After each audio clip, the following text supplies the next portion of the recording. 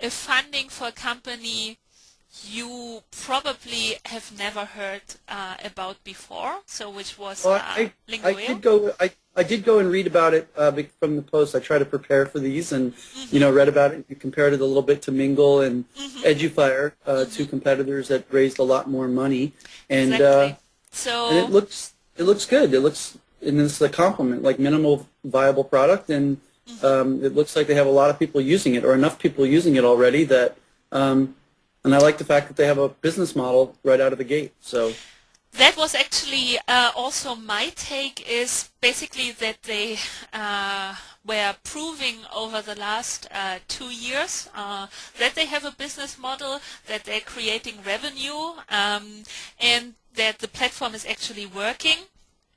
right, Still, they got, for, I have to say, for Europe with 500K, that's a nice funding. In 2010, almost on the upper scale of the European fundings.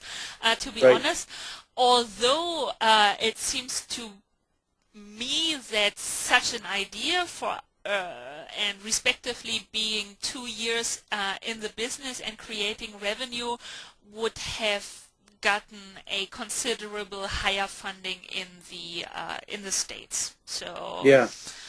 Well, the truth is, though, most of those types of ideas aren't getting, funded right now. mhm. So I don't know of many other um, online learning platforms that are getting investment. I mean, I think the biggest ones are things like Grocket, but Mhm. it's different. They're going after, I think, the Yeah, test prep Rocket space. is kind of the safe deal, as test prep is a huge market, Yeah, and Grocket, things like this that. is kind of very very safe for investors, that they will get a money plus a nice extra back Right. at It's the end. easier for them to understand how it's going to be big Yeah, because they can see the existing market and they can see multiple exits. I think for something like is it Lingueo? Lingueo. Yeah.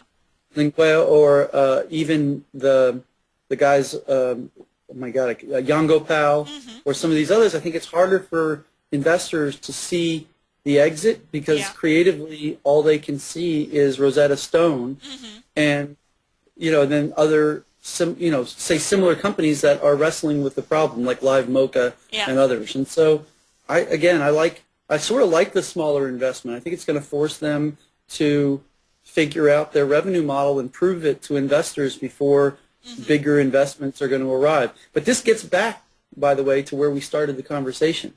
It's about the comfort level for people to get in front of a live video camera Yeah. and take classes and speak with one another, and to do Mhm. it on their own without signing up and going to a classroom. Mhm. You and I would both Yeah. do it, and all the people that listen to EduQuest would go do it. The question is, will millions of people do that, or are they going to have to be dragged kicking and screaming into these online live chats? Even from my own experience, I always had students who preferred the audio-only teaching or lesson taking with me to a video audio.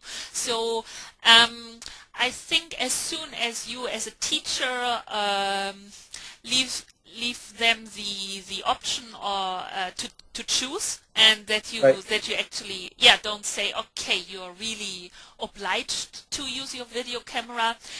It's the barrier is much like lower, and the acceptance level of like taking a lesson, if you explain it's like via telephone in the old days, then they say, ah, yeah, okay, it's okay. And then I say, okay, if you want to, you can open the webcam. Some do and say, sure, no problem at all. But some right. always stayed with audio only. And in general, I'd say back in 2007, the market and people funding online educational businesses were much more open, and were yeah, generally more open to invest also higher amounts here in Europe. I mean, you mentioned Mingle, and they have a much higher funding. I think it's now around 5 million. Right. No, I think 2 or 2.5 million, but considerably higher than 500,000. So Right. yeah, I'd say 2007, 2008 were years you could get a funding easier than in 2010. So it's still, for Europe, it's kind of a nice funding, and maybe the expectance of angel investors or definitely VCs in education were a little bit that they anticipated these companies to generate revenue or higher revenue earlier than they did. And now they were kind of coming back into reality, and Well, yeah. the way I look at it a little bit is, and I'll use Yongopel as an example, but Lingueo is, I think they have a lot of similarities. And so what I like about it is that they're very focused, and Yongopel I know more about. Yeah, but it's very very focused. Yeah, very targeted. Mm-hmm. And if they crack the market, and I don't think this market has been cracked, about getting people to take classes online, live, that sort of thing, it's going to have a tipping effect that no one's cracked it in a massive way yet, where people talk about it and do it all the time. And so I'd rather have a smaller investment go after cracking a very small niche market and show people how it can be done. It's almost rather than giving somebody $10 million to go build eBay for online learning, and you sort of build generic tools that don't work exactly right for anyone. So I know when we got, for us it was a small add-on, which was 1.2 million American. What is that in euro or in euros? 2.1 million? Well, No, as 1.2. 1.2, well, as the dollar-euro relation, so euro is getting down, so it would be around 1 million euros. Yeah, so, and again, that's a lot of money, right? It's double what Lingueo got. But I can tell you that it was a smaller amount, and it forced us to be really precise with what we're doing and think about, it's not that we weren't thinking about every dollar before, but when you have 5 times that amount, you can, you think bigger, and you try maybe more things than what you should be focusing on with a really tight mandate. So yeah, maybe also saying just give it a try. If it doesn't work that well, it doesn't really matter because we would still have enough money left. Yeah, so it's I think the interesting thing, I'd like for the interesting thing for you to ask them is what 2 or 3 things did they learn from mistakes of platforms like them before they are specifically not going to make those mistakes, because they might speak vaguely about it and say, oh, I think they can do this, or we're going to work harder, it's not about working harder. Nobody works harder than EduFire.